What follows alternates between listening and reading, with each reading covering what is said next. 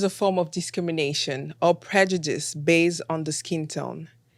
It is something that is experienced by some people within their own community or their own ethnic group. It is prevalent in Africa, Asia, South America.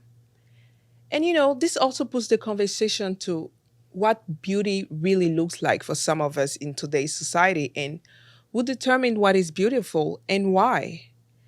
And today I wanted to hear and discuss things from the lens of an American South Asian person on a personal level, as much as the guests will allow me to go, and also on a beauty industry expert level. And before we go, I want to give a quick disclaimer because I know that the subject of colorism is something that is very sensitive, and our intention is not to offend anyone or any group, but rather to destigmatize and challenge the conversation so that we can help people, help them heal, anyone that is experienced that. And we want to do that, of course, that is the motto of this podcast with a lot of love and compassion. I am your host, Karina Anikore, and welcome to another episode of the If My Skin Could Talk podcast. So today we are having one of my dear friends, the beautiful, the loveliest, the sweetest, one of the smartest person actually I ever had a chance to work with when I was in the university. Like, she's truly a gem, and she's a marketer and a product developer. Her name is Amulya Deva-loder. Amulya, thank you so much for being here today. I really appreciate you having here. And your perspective and your opinion is so much valuable for me, and you have no idea how your presence means to me today. So thank you very much for being here today. How you feeling? Are you good? Feeling good. Thank you so much for having me. It was an honor that you thought of me, and I'm super excited to get into everything today. Yes, me too. I'm very excited. So, for people who don't know who Amelia is, like, can you please tell us, like, tell us about yourself in, like, a couple of sentences? Like, who is Amelia? What does she do? And, a little bit about, yourself. Yeah. Well, as you said earlier, my name is Amulya. I am from Washington. I was born in California, but I grew up most of my life in Washington State, not DC. And both of my parents are Indian. Okay. They migrated over here before I was born, so I was born here. And I've also lived in Texas when I went to school for a bit, but I moved back to California and we studied at FITM together, of course. Yes, We Freedom studied Girlies, yeah. beauty marketing and product Of development. course. So I transitioned from IT consulting into full-time beauty consulting. So that's what That's a switch. do now. That's a very radical switch. IT to beauty. Okay. Yes. Actually, how I got into that was it was during COVID, and the pandemic had us all sitting at home on TikTok and rethinking our life choices Literally. as we would. Yeah. And I was in the IT space and I liked project management, but I didn't love IT. And I started going on TikTok, and that was the first time I wasn't searching for content, but content was finding me. And I Oh. saw a lot of people of color for the first time in the beauty space talking about, hey, this lipstick might not work for you because it's not the right shade. Try using this lip liner. Do this instead. And it kind of clicked for me that who you learn about beauty from can impact your really perception matters. of yourself. It really does It can matter. impact what products you use, how you use them. And it made me just rethink everything because I've always loved beauty, but I Yeah. never really had a lot of people that looked like me recommending Yeah. things. I tried things from all the OG YouTube beauty girlies that were very different from me, Yeah. and it just made me feel like I was the problem, I was wrong.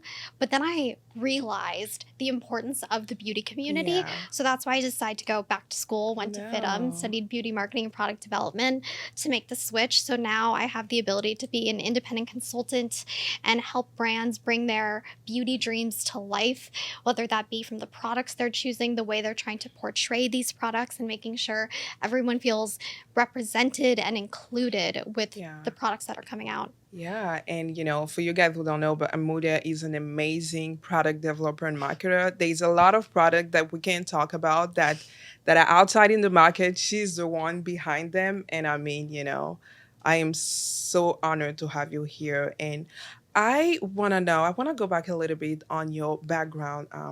When I was doing the research on the subject of colorism, especially in the South Asian community, I found that the northern part of India has lighter shade of skin. The middle part has, the light brown shade. And then the southern part has like brown, dark brown shade. So I want to know, which part of India are you from originally? Yeah, Your family. good question. So you're totally right in terms of the fact that typically as you go down in the country, you're going to get a darker skin color. Yeah. Of course, this isn't a hard and fast rule because it varies based on sun exposure and the different groups you're in, the caste you were initially in can even impact Impact. that. My family's from Andhra Pradesh, which Okay. is South India, Southeast India. Okay. Not as south as you can get, but you can also see these color differences play out in India because there's two different ethnic groups that initially were in India. You had Dravidians, Yeah. which had people with darker skin, and they were in India before the Aryans came Yeah. over from the north. So that's part of the reason also why you can see the color changing as you get Yeah. farther As to you the go south, because you down. have a lot of mixing in the north of the North Indians and the Aryans versus the south. There was a Got lot more Dravidian people that didn't get as mixed. So you see a Okay. lot more melanin there. Melanin there. That definitely makes sense for sure.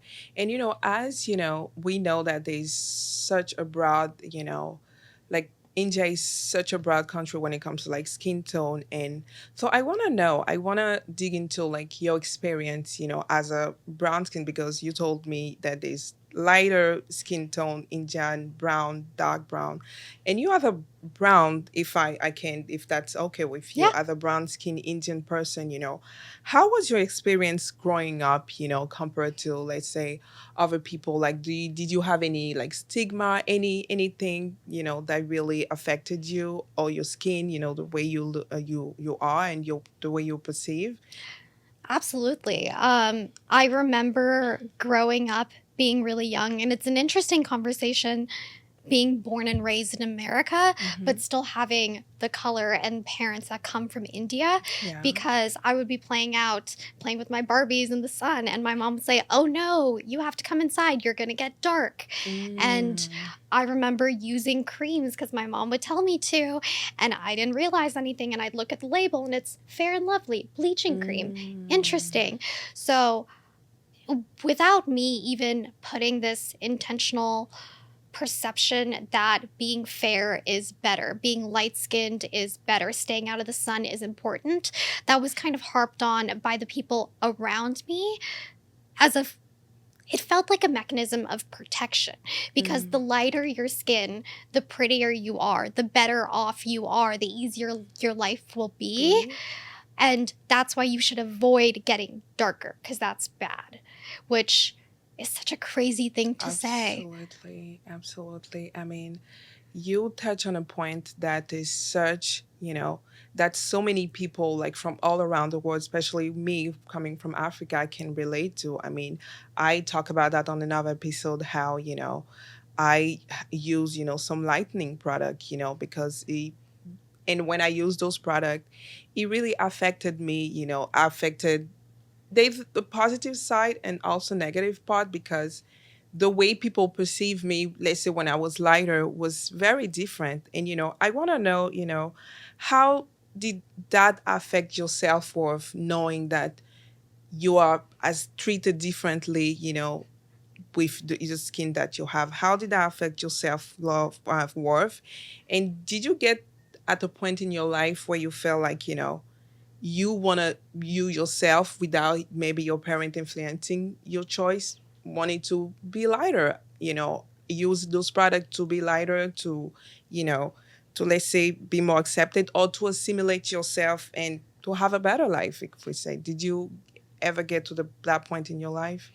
Absolutely. I felt quite a bit of pressure initially in my life to assimilate because I was listening to what my parents were saying, your life would be easier. And growing up, we all feel this element of otherness and Mm-hmm. feel that in us and want to suppress that. Not all of us, excuse me, but especially when you're a teenager, anything Yes. that's different, you're like, how can I change this? And unfortunately, a lot of my otherness was tied to my Indian identity. My Yes. hair was super curly and unmanageable. And I was like, oh, if I use the shampoo and conditioner these pretty blonde girls use, my hair will be nice and straight now. Yes. Or the lipstick colors they used, or the makeup they used.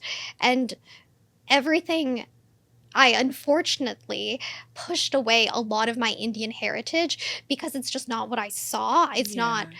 what I What was celebrated, what you usually see everywhere. exactly. Like when I would see Indian people portrayed in the media, it was more, oh, it's the Very funny, light. it's the smart. And it's also very light skin, especially Yes. in Bollywood, which is a whole topic of conversation. But it wasn't until I really grew up and understood why my parents were giving me these recommendations, not Yes. necessarily, excuse me, why my mom was giving me this recommendation, that it's this idea that being lighter is better. And if you are lighter, you will have an easier life. Right. And once I started to question The these why? things, then I was like, oh, wait, but I don't believe that.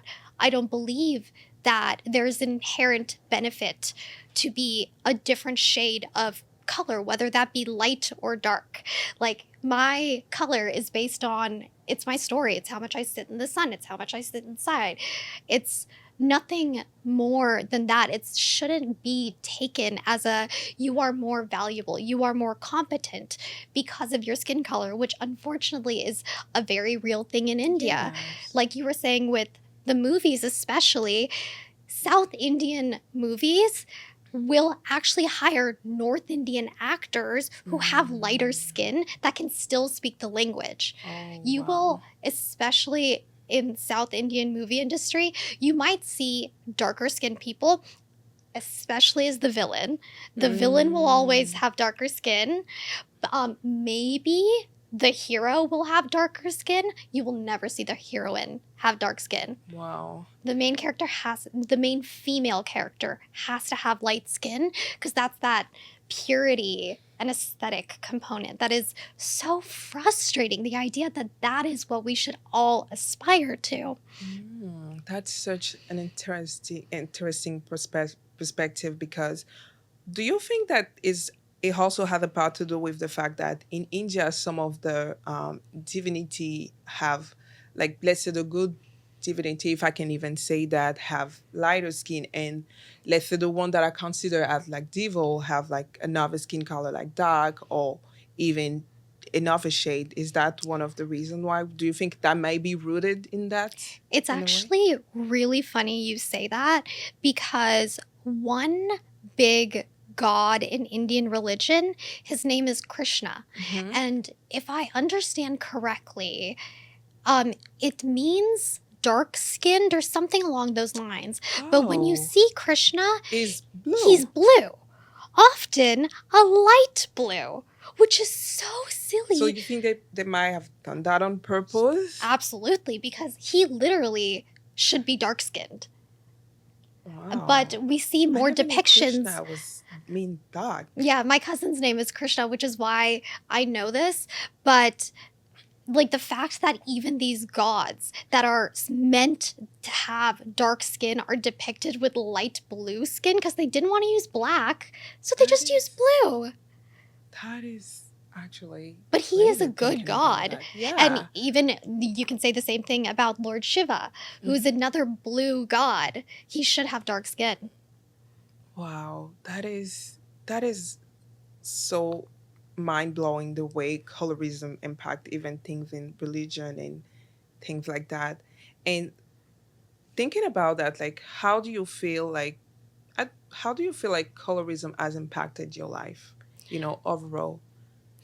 It's interesting because as you were saying earlier, there's such a nuance with colorism and it's often experienced by your own community. Yeah. Like you could see, I it's interesting. I don't even. Sorry. That's okay. Take your time. I know, like we say, even in the beginning, like this might be a very sensitive subject, and you will have to go deep down. It touched some part of you that you don't even think about, and it brings them to life. So don't even worry about having to take your time to think about that, and if you feel comfortable, Thank you. You're you so don't sweet. you don't have to share certain things. It's all about love and compassion here. So Thank you. take your time.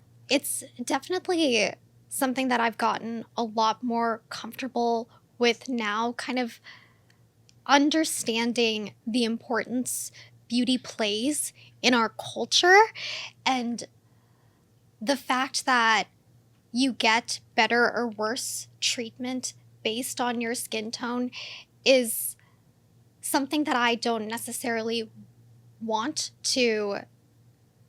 It's something that I have to believe because Yeah. unfortunately it's inevitable. Yeah. But that doesn't mean that's something that I am going to choose to align myself with, Yes. even if people may treat me better if I have a lighter skin. Yeah. That doesn't matter to me. Yeah. So we were talking earlier about the fact that whenever I go home, the top two comments are on my skin tone and my weight, whether it goes up or down, my weight or my shade. That's the first thing they comment on.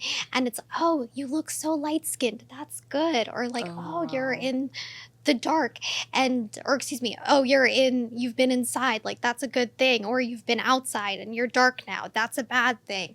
And realizing that the things other people can say can have, if I allow it to, can impact my life is not Yes. something that I want to subscribe to, because it's not something I believe that my skin color is going to change the way I function.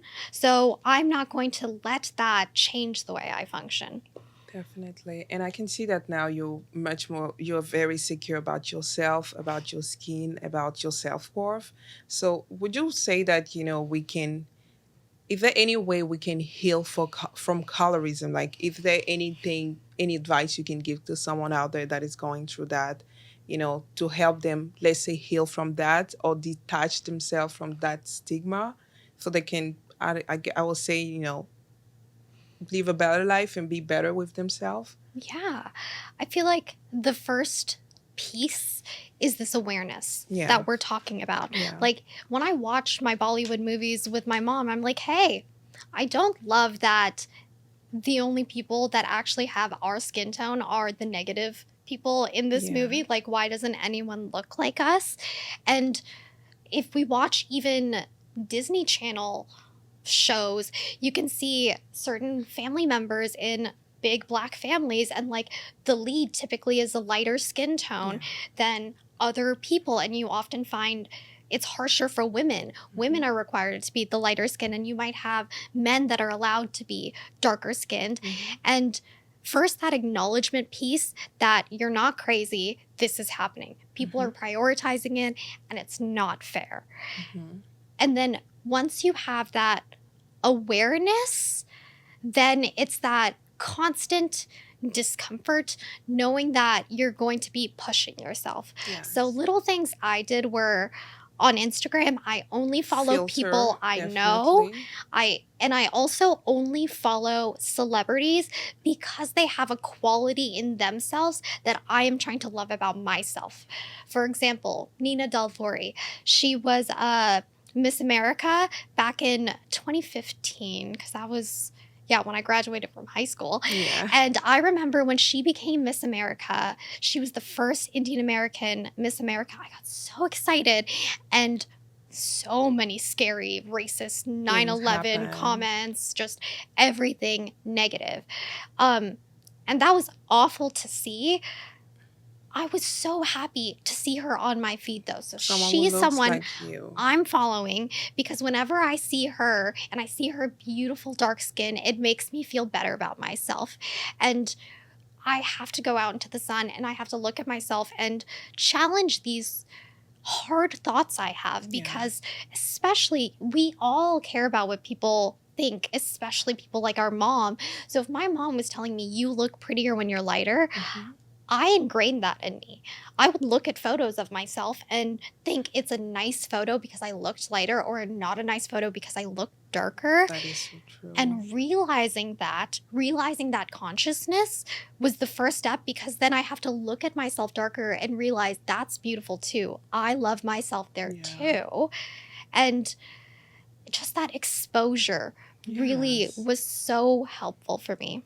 No, I think I totally agree with that, especially when it comes to filtering who you're following on social media, because social media is also it's such a big part of our life. I mean, we don't sometimes don't see that, but we can spend a whole lot of time on TikTok scrolling and all of that. And what you see, what you look at every day can also define you. It can make you or break you. So, that's very important to, filter those things and pay attention to what you consume to Hmm. kind of also help you and, with your journey. So I definitely agree with you on that. And I feel like with everything that you experienced, you told us earlier that you were in IT and with COVID, you went to beauty and all of that. So would you say that, everything that you experienced and the relationship you had now with the idea of beauty kind of push you into like working in the beauty industry in a way and to kind of make change and make a real impact? Yeah, absolutely. That's honestly when I realized how much beauty has an impact on Hmm. people. That's what really made me want to jump into the industry. Yeah. We can talk about pretty privilege. We can talk about the fact that the way you look has a tangible impact on your life. Yeah. And the idea that someone looks unprofessional because of their natural features is a message that the beauty industry is sending. Yes. And I wanted to be a part of it, both to expand what beauty is by having more inclusive marketing, having more people represented that look like who you see every day in the Yeah. world, but also from a product development perspective. We know, like, we've seen the foundation shade issues with so many different brands Yes. not being inclusive. And Definitely. a lot of this is because on the back end, you don't have members of product development that have darker skin tones, that Yes. have access to people with darker skin tones. No. And I wanted to be in the behind the scenes area saying, hey, I don't think that shade's dark enough. Hey, did we think about this?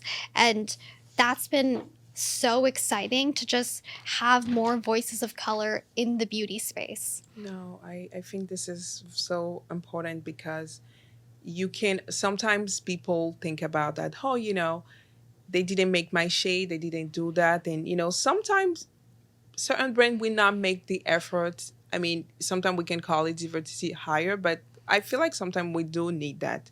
We do need to hire people for the competence, but also if you're trying to market and sell product to a certain demographic, you have to employ people who look that like them so they can understand them and make a better decision and to avoid, what we saw recently in the industry with, Euphoria and the foundation. And so I totally agree with that. So, and everything that you say is like so so important. And I know that people around the globe have been altering their appearance with cosmetic for thousands of years, and some for a good reason, and having like changing all their physical appearance to be treated in a better way.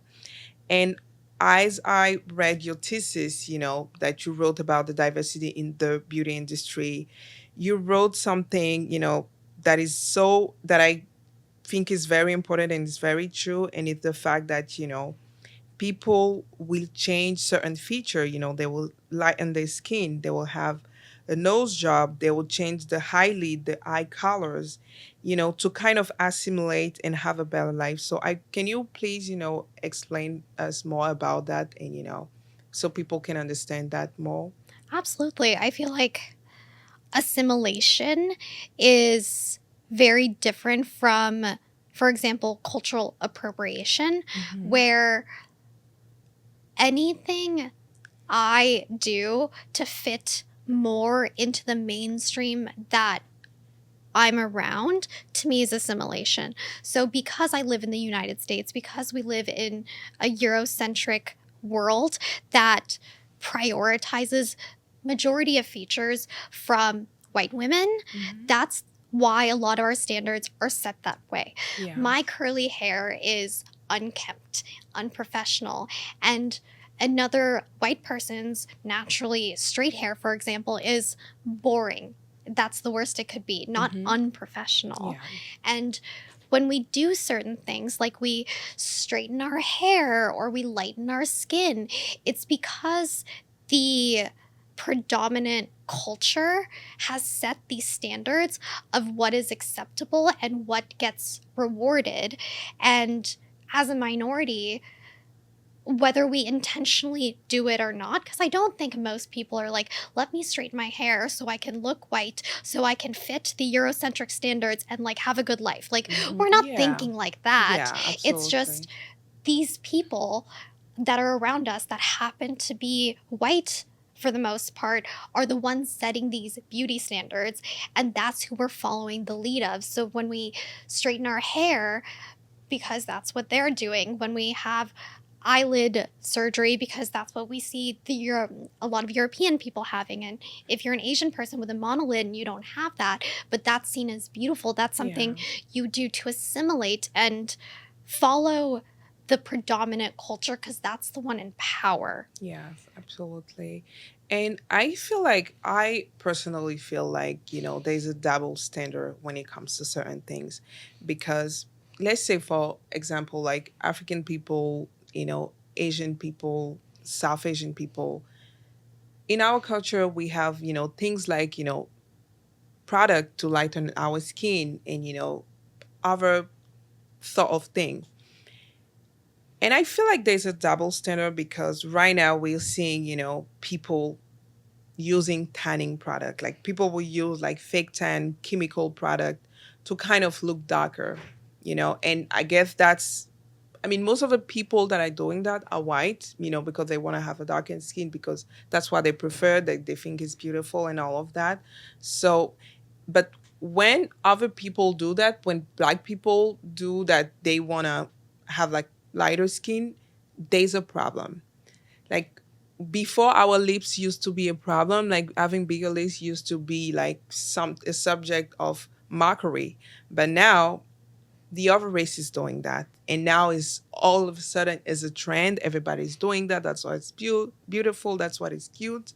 So I feel like there's a double standard when it comes to certain things because it's like it's not good until you're doing and you setting out a trend. Yeah. So, and I really want to have your point of view on that. Like when it comes to certain things that are acceptable until the other race decide that, okay, this is good. We're going to jump this bandwagon, Like I feel like there's truly a double standard when it comes to certain beauty trend. Yeah, that's the big thing with cultural appropriation. Yeah. That's so frustrating.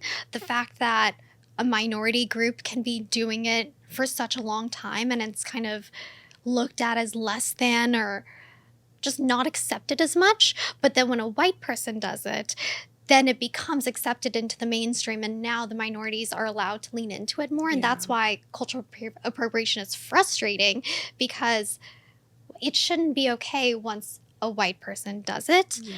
And you were asking also, what was the other part of your question? I think the fact that, people do like surgery Yes. and also like when they decide to change their lips, now is good. Like I'm wondering like, okay, so is it gonna be a trend?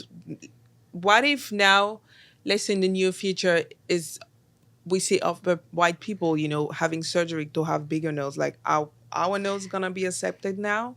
I think, Like the same way before in the past, having big lips was not accepted, but now, now it is the standard. You have to have bigger lips to have beautiful lips and all of that. So, yeah, any intentional changes to your physical appearance are so interesting Yeah. and so personal. Yeah. And it's interesting that we live in a world where lightening your skin or darkening your skin is a thing. Yeah. And because of that, I think also the context for why certain people Yes. do it, of course, makes a difference.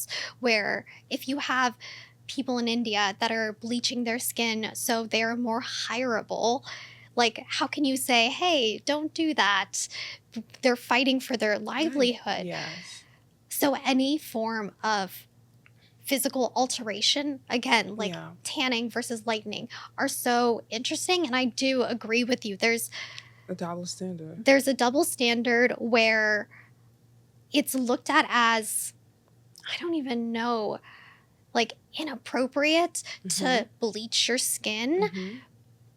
not with the same lens as tanning your Yes, skin. because some people take tanning to a whole nother level. I mean, when you see them, you will think that they are from another, ethnicity, Yeah. but and even now, I feel like because, and that's my opinion, it might be, not very popular, but now white people are using tanning and, it's so cool. And, when you go on vacation, you do tanning and all of that. And now we are seeing a lot of influencer using like dark skin influencer using tanning products. So, first, why are they using why a black person will use a tanning product? And so it really puts in perspective everything. Like, okay, maybe some of them use that because they wanna even their skin tone and look golden and all of that. We can say it's the same thing for someone who is using lightening product. It's just because that is the inverse. So it is. I mean, it's. I feel like it's very unfair sometimes. But at the end of the day, I still think people would do whatever they want with their body without being, stigmatized and call out or insult the person and saying that, oh, you're not proud of yourself. Because at the end of the day, anyone can do whatever they want with their body, without having any kind of bad comment about them. Yeah. So. I feel like as long as you're aware of Mhm. the health consequences of the Yes. choices you're making, whether that be negative or positive, Yeah. that's something for you to note. And also, what are you contributing to with these changes? Like, if you are a dark skinned girly and you're putting on your bronzer to feel even and luscious and golden, we love that. Yeah. If you're doing this because you think that this is the way you are going to be more beautiful and accepted, it's your right. Yes. But is that the messaging you want to share with yourself? And it's such an interesting fine line we walk on because, as we were talking about before, there's a difference between bleaching and brightening. Yes. Yeah. So, And yeah, this subtle totally. And line. I remember I was asking you if you feel like brightening is the new way of packaging lightening with certain brands. I I hope not. I hope that brightening genuinely is for like certain dark spots, Yeah. because if you're going to be giving an overall effect, that's something you should be educating your Yeah. consumer on, because that's like, I have dark spots I would like to even out with the rest of Yes. my skin, but I don't want to take away this glorious melanin. Literally. So, yeah, it's so interesting why people choose to do the things they do. And I can't say, there's obviously a different pressure for someone who's lightening their skin to culturally assimilate Hmm. versus someone who's darkening their skin to fit a beauty standard. Yes. And I think it's kind of mean, especially to say for people of color, like, you're doing a bad job assimilating, and being harsher for And most of people the who, time, those judgments come from our own people, yeah, you really can't win. Yeah. Like, No, you can't. you can't literally. No, but this is something, and I really want to go back also to you being a professional in the beauty industry and being a marketer and a product developer person, and and I want to know, as you work in the beauty industry, what do you think of the representation of South Asian people, as in marketing and also in product development? What do you really think of that? And is there something that can be done to have a more impact, change, and all of that? What do you really think Well, as first, someone that is South Asian? yeah. First and foremost, I see that it's growing, and that's Okay. incredible. I have so many more brands, so many more people I can look up to now than when I was growing up. So that's Yeah. a great sign. From a PD background, that's really when you can see the products that are made to include you. And from the marketing side, you can see pretty easily consumer facing the fact that these brown skinned women are being included. Yeah. And you have so many incredible Indian, South Asian oriented brands like Live Tinted, Kulfi, Mango People. Yes. Love all of these brands. I love the And coffee product. I really love the hair product. yeah, Yeah. Fable and Mane, hair brand, great. And the thing I love about these brands is because they have people of color behind it testing these Yes. products, they work on people of color. Yeah. That's it. When we were talking about this diversity hire, it's interesting because so many people look at it as like a check mark, like good job, you have a person of color on your team because that's what you're supposed to do to be a good whatever. Yeah. But you're discounting the fact that these people are asked to be in the room for a reason. Yes. It's because, is that plane too loud? Okay. Um, The plane, I mean, Right. we have to do what we have to do. um, Yeah, these people are asking to be in this room for a reason, as you were Yeah. saying. The fact that there's an advantage from having people with darker skin tones that have different perspectives, that have different needs. You're seeing products that are really leaning in to the natural features of these people. Like Indians are known for their thick, luscious, juicy brows, and Kulfi is coming out with a brow Mhm. product that really leans into that or uses the qualities of these Indian products Yeah. and emphasizes them in the product development, like with Mango People, like even with Kulfi's Mendi Blush. Yes. And it's just so exciting, to see yourself represented, because the more you see someone who looks like you, the more you feel good feels about empowering, yourself. for sure. And I had to go through so much trial and error. I would pick something up, try it, waste my money because it didn't look good on me. But having people of color in the product development sphere, Yeah. behind the scenes, making these products, like seeing Deepika Mutyala showing her new blush launches and like putting it on her, Yeah. she's excited and she's passionate and you can feel that. Literally. So it's growing, it's so exciting, and I love to see just the influence of more people of color in the industry, because there are concerns that Yeah. we've had for so long. Yeah, And where you feel like your undertone is represented. Like, Yeah. do you feel like your undertone? Because I know South Asian people have different undertone. Most of the time, olive.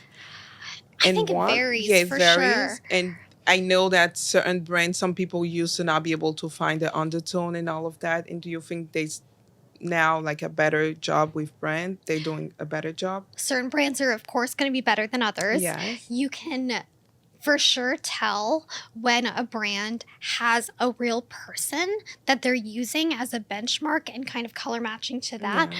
versus when you're not and you're just like doing an extreme shade that you don't necessarily have a person that you're matching it on. Yeah. So it's really having access to these people. No, definitely. I totally agree with you when it comes to diversity.